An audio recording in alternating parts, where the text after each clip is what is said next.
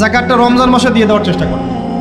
জাকাত যদি আমরা না দেই, একটা শাস্তি শুনে রাখেন, আল্লাহ পাক এই সম্পদগুলোকে একত্রিত করে গলাবেন, গলিয়ে কপালে, গালে আর এই যে পিঠে লেপটে দিবেন, বলেন নাউজুবিল্লাহ। এবং এটা একটা সাপের আকৃতি ধারণ করবে, সাপ গলায় পেঁচানো থাকবে, কপালে দংশন করতে থাকবে, বলবে আমি তোমার মাল সাত ভোগ করো, আমি তোমার মাল সাত ভোগ করো।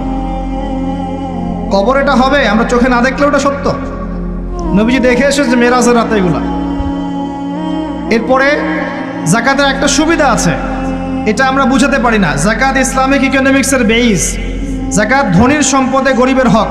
যে গরিবের কাছে টাকা পয়সা নাই, আপনার টাকা ওর হাতে চলে যাবে, ও খেয়ে পরে বাঁচতে পারবে, এটাই জাকাত। বুঝতে পারছি? জাকাতটা না দেন, ও আস্তে আস্তে আস্তে আস্তে আরও দরিদ্র হতে থাকবে। এর উপর আবার সুদ আছে, আবার পেপার মানিও আছে। জাকাতগুলো দিয়ে দেন, আল্লাহর ওয়াস্তে জাকাত দিয়ে দেন। অনেক মুসলিম আছে আমরা নামাজ পড়ি, জাকাত দেই না। অনেক মুসলিম আছে জাকাত দেয় না, নামাজ পড়ে। জাকাত অস্বীকারীদের বিরুদ্ধে আবু বকর সিদ্দিক রাদিয়াল্লাহু আনহু যুদ্ধ করেছিলেন। অ্যাজ এ আমির, রাষ্ট্রের পক্ষ থেকে যুদ্ধ করেছিলেন। আল্লাহ পাক আমাদেরকে জাকাত আদায় করার তৌফিক দান করুন।